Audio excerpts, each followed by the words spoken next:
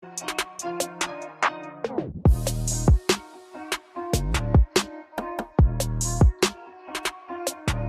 is up, basketball fans? Welcome to the NBA Outlet. I'm your host, Nick Fay. With me, as always, Kory Waldron and first-time guest, Tyler Yates. What's up, fellas? How we doing? Hey, good to see you. Tyler, always a pleasure to have you on the pod.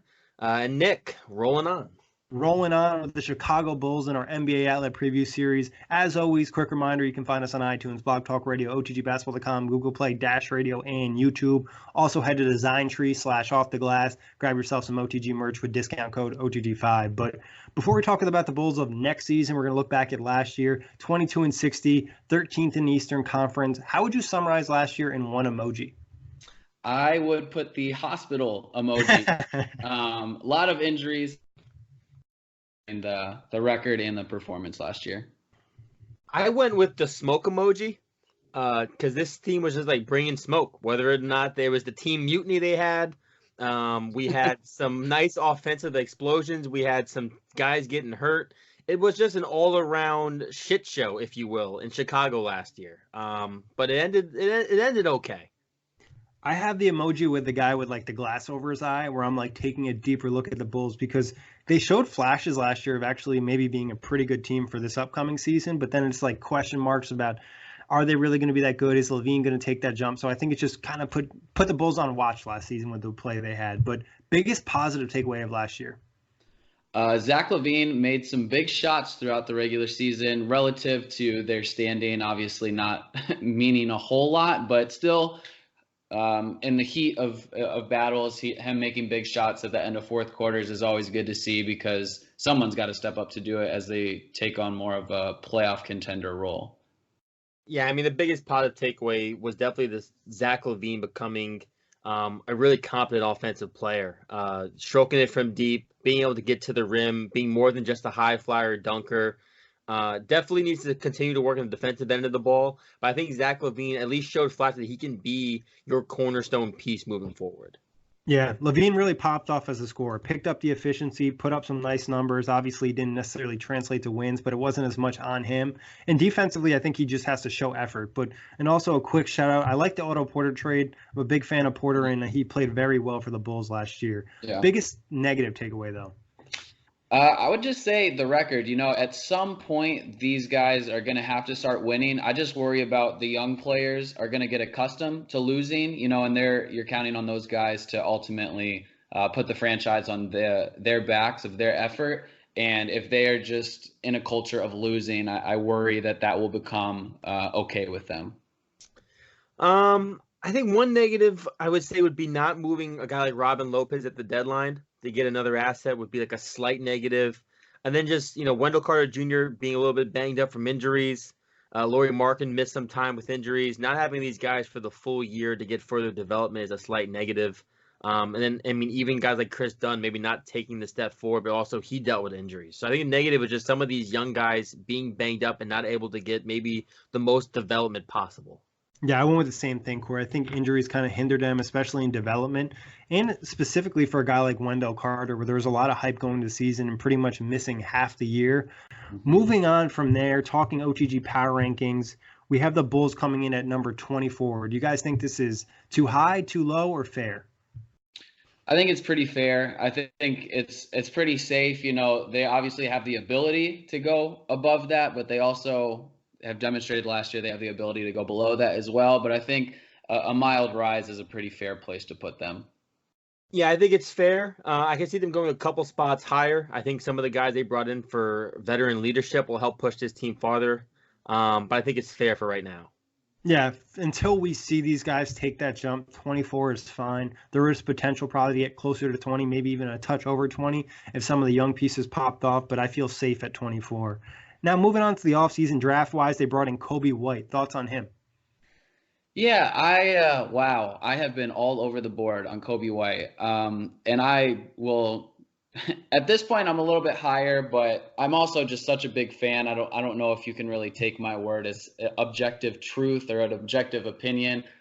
He has obviously offensive ability. I worry about his shot. I worry about his decision making, but the good thing is that those are all very I wouldn't say easy, but controllable things. He has a lot of the intangibles, leadership, quickness, stuff like that. So I love that, and I love his mentality. So I am excited about it, but there are some question marks.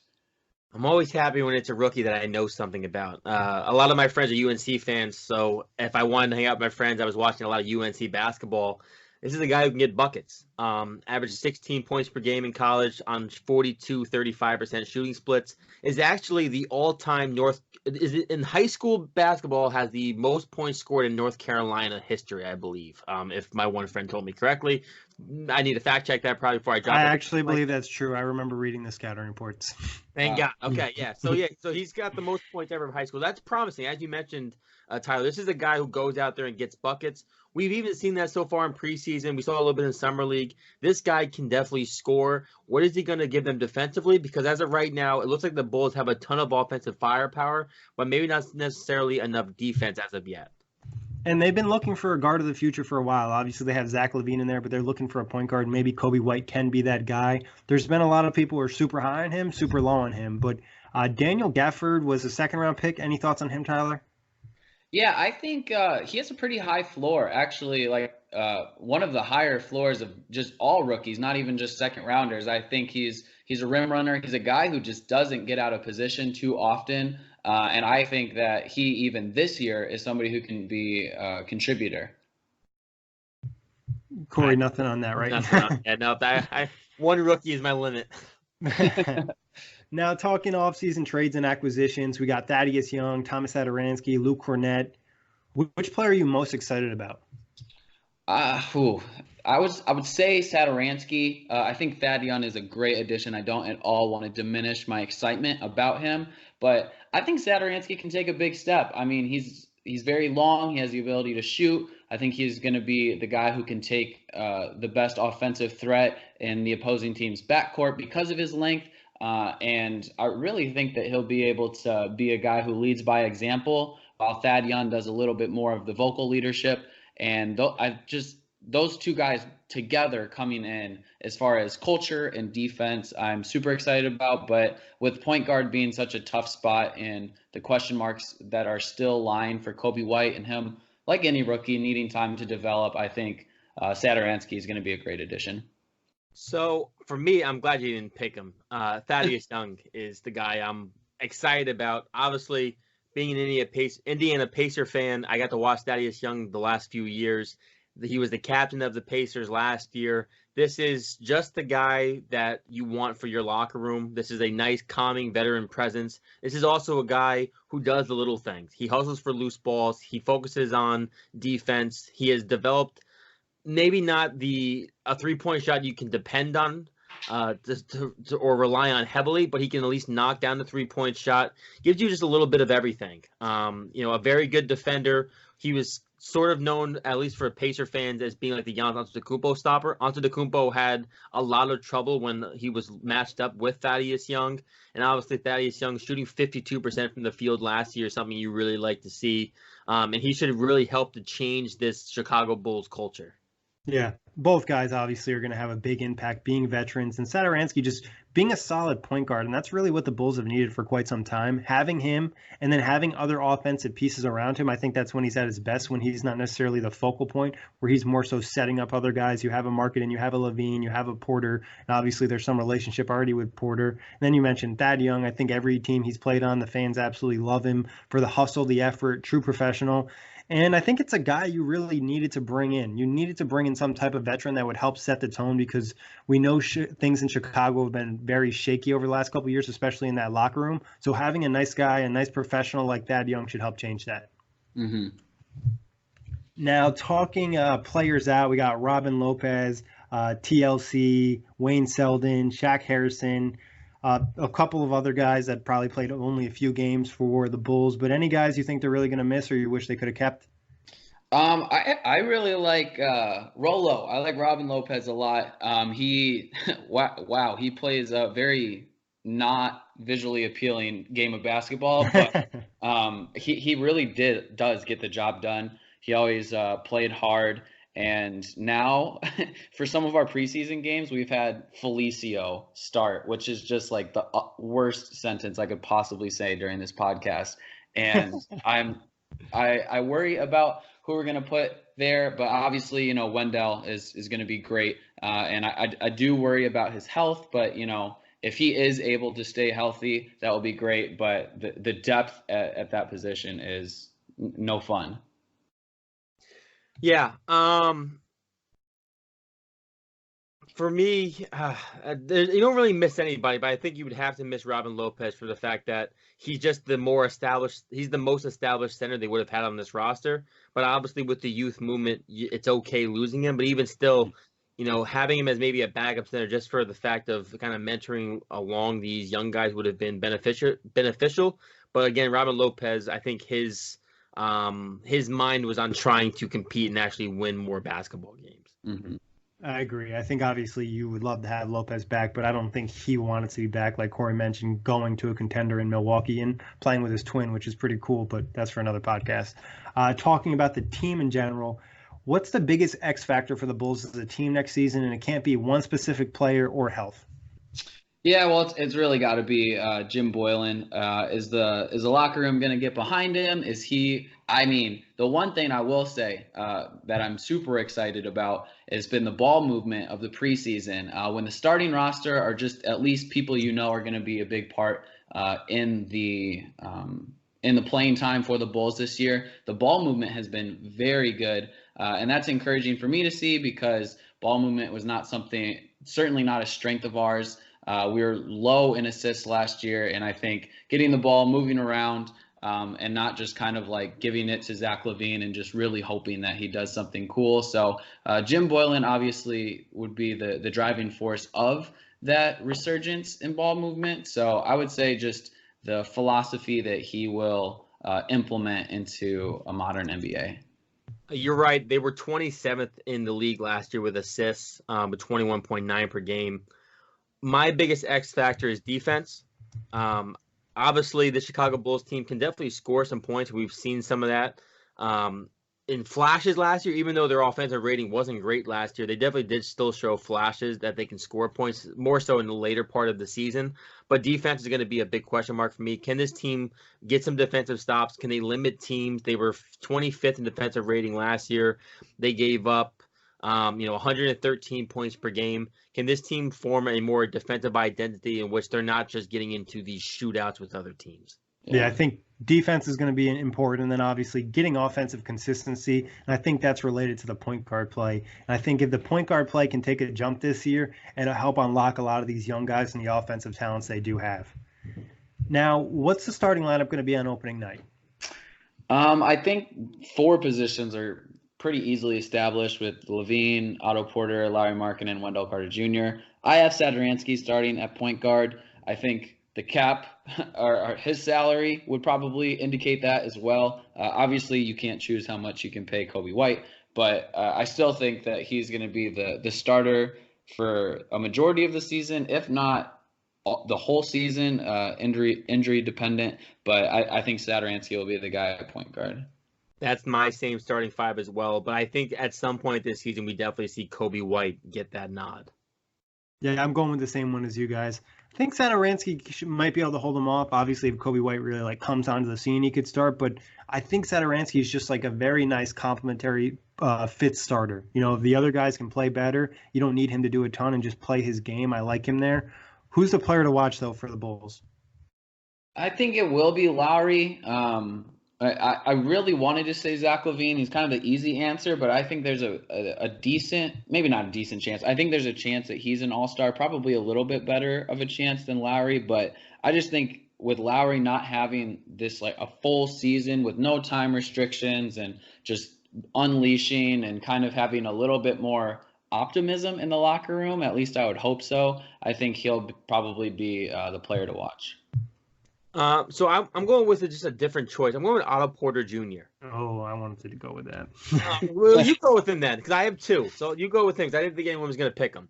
I So put all three down. I put Levine, Laurie, and Porter just because I figured everyone, but I wanted to go with Porter the most because he did really put up crazy numbers last year in Yes. Chicago. Like he was yeah, shooting close to 50% from three. They unlocked him a little bit in that pick and roll game or pick and pop, whatever you want to call it. I'm excited to see what he can do. And I really believe in Otto Porter for a while now since the Nets offered that offer sheet. And we'll see if he can take that next step in Chicago this year, being more of a focal point than he ever was in Washington. definitely. I'm excited about Porter as well. So I'll go with the easy choice, which is Zach LaVine. Young Hollywood is his nickname. If you didn't know, now you know. Interesting. I did not know that. Scores in bunches, has developed a really good 3-point shot. Last night in preseason, I think it was last night, I was watching preseason highlights, and I mean, the way he's shooting with confidence from deep, some of the dribble in to dribble out to creating his own shot is just like it's just so much better than I ever thought it would get to from his Minnesota days. Like I knew he was a high flyer, and I knew that there was offensive capabilities in Minnesota, but it just feels like him being the guy in Chicago has just unleashed this new level to Zach LaVine's offensive game. And as we mentioned earlier, I think you mentioned it, Nick, he definitely needs to show more effort defensively. But offensively, this could be a guy who we see average, like 25, 26 points per game next year, maybe make an all-star team. Zach LaVine is a guy who I think you're going to see some really fun, big-time scoring numbers from this upcoming year.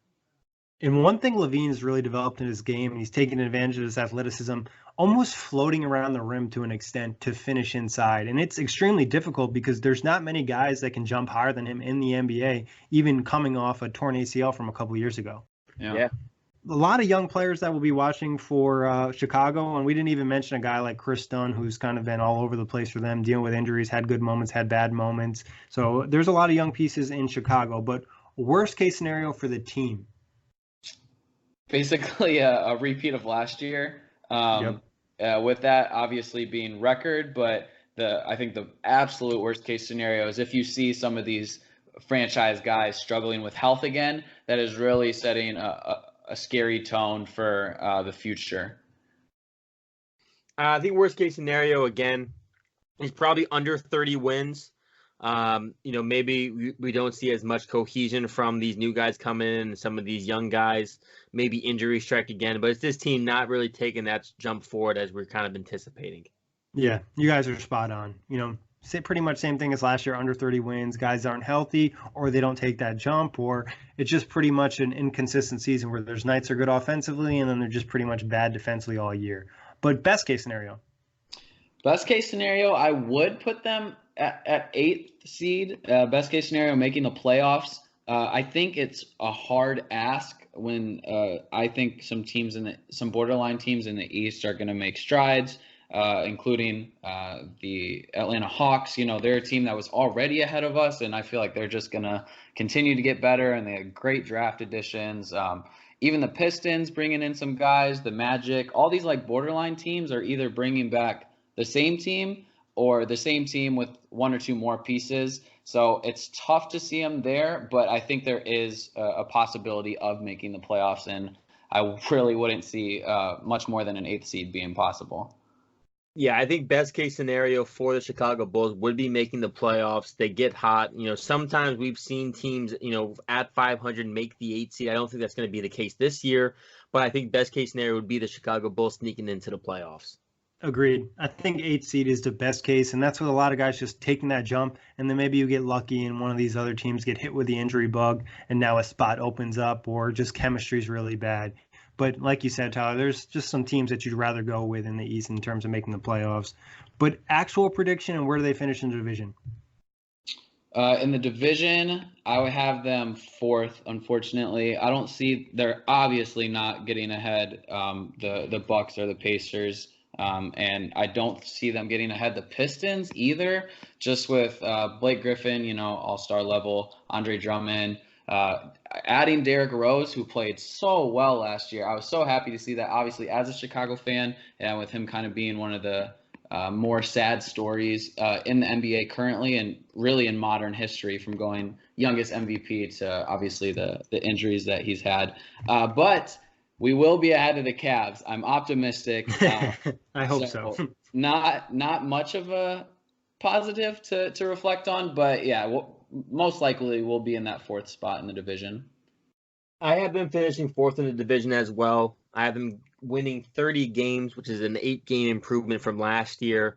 I think we're going to see improvement. I think we're going to see strides, but again, there's just expectation versus reality. Yeah, 4th in the division for me, 31 wins. I think they take a jump, maybe even into the mid-30s if things really work out and they're able to maintain health and get that progress. But it's just maybe one more year until they can make the postseason. This is an important year, kind of taking that stepping stone, and then the next stone would be the playoffs. Mm-hmm. Now, before we get to League Pass, I wanted to ask you guys a question about the Bulls' young core. Who would you say out of the core has the highest potential if you were to rank the top 3 guys? I think you would have to go with Lowry. I mean, just to think of his shooting ability, first of all, for his height, obviously a 7-footer and has the ability to stretch the floor. If one of you guys want to look up his 3-point percentage as I'm talking from last year, his ability 36%. 36%. So obviously not a great number, but for how young he is, how big he is, I don't expect that number to regress at all, but only to slowly grow.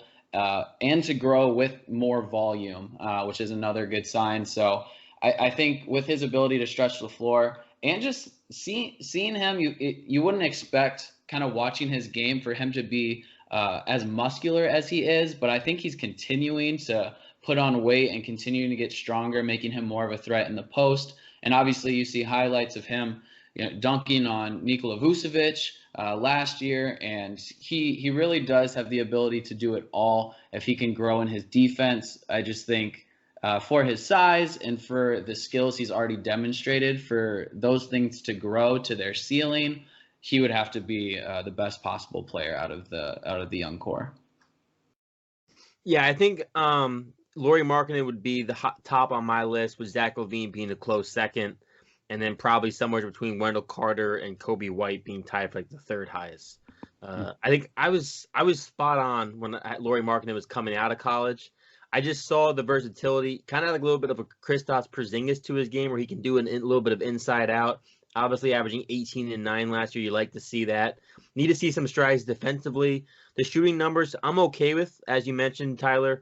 36% is pretty good, especially shooting 6.5 attempts a game. So 43 and 36 shooting splits, 87% from the free throw line. I love all of those numbers. Just 21 years old. Just needs to stay healthy and continue to progress. But I think Markkanen has definitely the highest ceiling. Somewhere is like, a high ceiling, not to compare to a great, but like a Dirk Nowitzki, for example, of like a high ceiling capability. I think just because of the position he's at and the skill set he has, if he were to hit his ceiling, he's just such a problem for other teams to defend, because you don't necessarily have a 7-footer you can put out in the perimeter, and then you're worrying about the paint getting defended. So I think his skill set at that size is such a problem. You'd have to have him 1. I think LaVine, for what he's shown so far, you'd probably put it 2nd. And then I guess I'm still riding pretty high in that Wendell Carter hype, so I guess I'll leave him at 3rd. There was a lot of Al Horford comps with maybe even better offense, but we didn't really get to see much last year. Getting to League Pass, how would you guys rate the Bulls 1 through 10?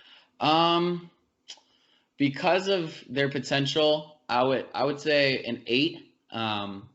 It's really, I think that's probably the highest that I could objectively put them, just because they're obviously not going to be a playoff team. Well, they probably won't be a playoff team. They have a lot of holes, like the defense that we've already touched on, and improving ball movement. And just with the question marks that they have, the only reason I would give them a higher grade, a higher 8, is because of their youth, and because that you can hang your hat on the fact, well, there's injuries, never got the chance to get the cohesion down, never got the chance for people to get in a rhythm. Now you have these added pieces with veteran leadership. I think you can make a case for that number 8. But that's probably the higher end that I could really give anybody credibility for ranking them. This is my League Pass rating is generally really harsh. I gave them a 7, which feels weird, but I think this is a team that's going to be fun to watch, because this is a team that has a lot of offensive weapons as long as they stay healthy. They do have my boy Thad Young, which is also intriguing. I do like the fit of Otto Porter Jr. with another year of developing and finding cohesion with this unit. Kobe White's an exciting rookie. So I'm going to So yeah, there's intriguement with this team because they have so much offensive capability, similar to like the Atlanta Hawks, for example. These teams may not play a lot of defense necessarily. They may not win a lot of games, but they're probably going to score a lot of points. I went right in between you guys, 7.5, and there's just a lot of young talent, and they're not necessarily going to be an amazing team, and their defense isn't a question mark like we mentioned, and that kind of provides value because the other team's going to put up points, but they can still be in some good matchups because they might have the offensive firepower to keep up. But what TV show would you guys compare to the Bulls? Now, Tyler, this can be based off of watchability or the plot of the TV show. I would just say maybe Parks and Rec, because they're not quite The Office. They're not quite some of these, the Bucks or the Nuggets who have these young players who are superstars and they're championship contenders. They're kind of like the off-brand version of the young players who are good. They're not quite The Office, but I would say Parks and Rec for kind of a B side of the young players in the NBA. So I went with Band of Brothers, an HBO, it's an HBO limited TV series of like 10 episodes. Obviously, it's based on World War II. But I find it to be very enjoyable. There's some very exciting moments. There's some kind of boring episodes where they're just talking about some history moments. But I think the Bulls will have some extremely exciting offensive nights, whereas some nights they may get blown out because they're not playing enough defense. So Band of Brothers. Yeah, I went with just something on pure watchability, and that's Brooklyn Nine-Nine. Not my favorite TV show, but it's definitely something fun, and I'll watch it here and there, just like the Bulls will be this season. But did you guys want to touch on any other thoughts on the Bulls? No, I think we covered it pretty good. I think the big question mark will be, like Kory outlined, is the defense. I don't think anybody who knows their basketball well can argue the offensive capabilities of the Chicago Bulls, but the defense is really going to be a question mark. And obviously, you think of a guy who is under Greg Popovich and Jim Boylan. Hopefully, he's going to bring some sort of defensive intensity to the team. Thad Young, Satoransky coming in. Those are guys who are obviously going to at least contribute to the culture. Obviously, I don't think those are people who can individually just raise the defense a whole lot. I think Thad Young is pretty close to that, but it's really going to be a culture change. And I hear Zach LaVine talking about, I don't know if you guys heard this quote today, but he was talking about he wants to be one of the best two-way players in the NBA, and he's trying to take his defense up a level. So it should be exciting to see how they do take those defensive strides and if that's enough to get them into a potential 8th spot. LaVine's got a lot of work to do to get there, but it's a good goal. Yeah, it's definitely what you want to hear from a young guy like Zach LaVine, though. I will say that. No, I think this is a team you're going to be watching more so for the players than the actual team and how the team success is going. You're going to want to see how the young guys are going.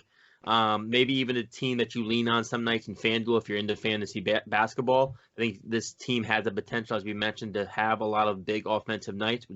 Seems to translate pretty well into daily fantasy and season-long fantasy. But yeah, it's going to be a fun year, I think. 100%. And great show, guys. As always, thank you everybody for listening. Kory and Tyler, give yourself a shout out. Yeah, thank you. You can follow me on my Instagram, which is just Tyler Yates, Tyler_Yates_ YouTube, as that is where I'm posting a lot of my 2K content. And then on top of that, as the NBA season starts, I will be, doing some more NBA coverage and just monologues of what I'm observing. You can follow me on Twitter and Instagram at KWAL_Hoops, KWAL Hoops, and be sure to follow my podcast, Full Access Hoops, a proud part of the OTG Basketball Podcast Network. And make sure you follow Off the Glass at OTG Basketball. Head to the website for some great NBA content, otgbasketball.com. And like I mentioned earlier, you can find us on iTunes, Blog Talk Radio, Dash Radio, and YouTube. Peace out, Knuckleheads.